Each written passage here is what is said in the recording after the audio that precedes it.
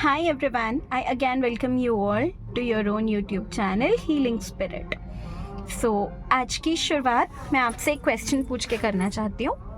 एक बात बताइए, एक फ्रूट जब आप खाते हैं या अगर कोई भी सब्ज़ी आप खा रहे हैं, आपको पता है उसको आप तक पहुँचने के लिए कितना लंबा प्रोसेस तय करना पड़ा था? आप अग्री करते हैं ना इस बात से?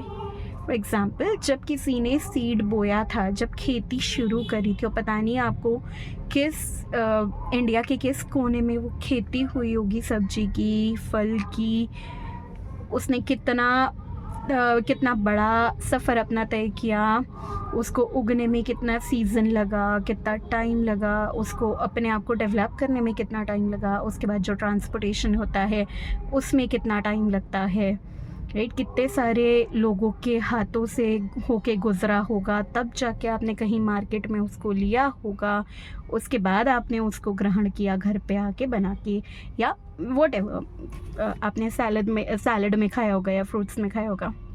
बोलने का मतलब ये है कि वो जब सीड था या जब उसकी खेती हुई थी, जो चीज़ आपकी है ना वो आपकी होती ही है, और तब से होती है जब उसका सीड बोया जाता है। इससे हमें क्या सीख मिलती है? इससे हमें बेसिकली ये सीख मिलती है कि जो चीज़ हमारी होती है ना, भले ही वो वक्त लगा के हमें मिले, लेकिन वो हमें मिलती ज़रूर है।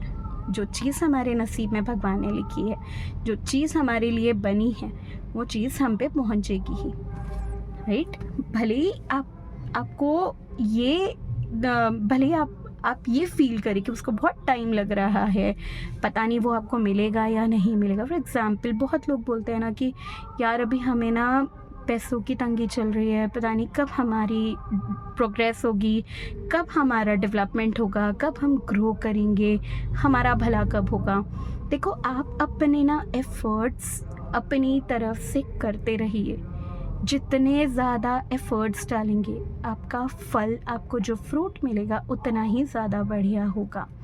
तो आप अपनी तरफ से एंडलेस कोशिशें करिए।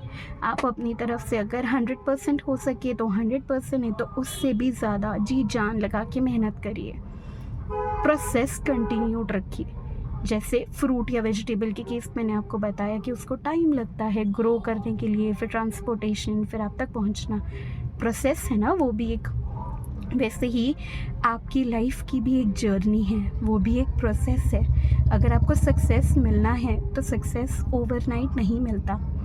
सक्सेस के लिए बहुत ज़्यादा हार्ड वर्क करना पड़ता है। सक्सेस के लिए बहुत ज़्यादा सैक्रिफाइसेस करने पड़ते हैं। सक्सेस के लिए बहुत ज़्यादा इमोशनल या गुस्से वाली सिचुएशंस या स्ट्रेस, एंग्जाइटी, ये सबसे होके गुज़रना पड़ता है। बहुत कुछ सहना पड़ता है, बहुत कुछ खोना पड़ता है। I agree. लेकिन अल्टीमेटली जब सक्सेस हमें मिलती है ना, तो इंसान सब कुछ भूल जाता है उस पल में। तो आप सोचिए कितनी स्ट्रेंथ है। जैसे आप फूड खा के आपको जब एनर्जी मिल जाती है, आप भूल जाते हैं कि वो प्रोसेस क्या था जिसके थ्रू वो फ्रूट या वो फूड आप तक पहुंचा। वैसे ही बहुत सारे लोग ये भी भूल जाते हैं कि जो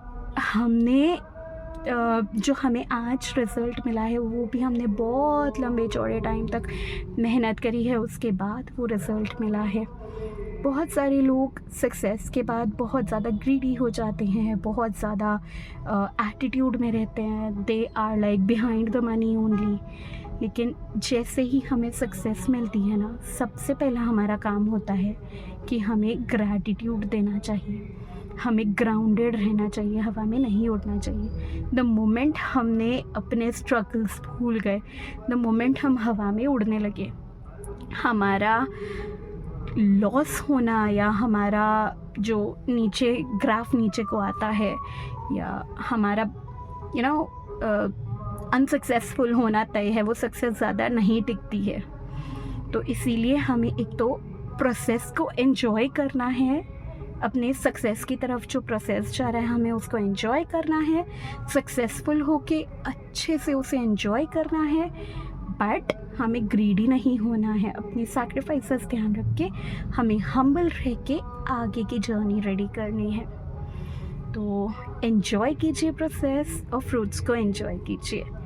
चलिए, अगर आपने मेरे यूट्यूब चैनल को लाइक शेयर सब्सक्राइब नहीं किया है तो प्लीज़ कर लीजिए। मिलती हूँ अपने अगले वीडियो में। Until then please take care, bye bye.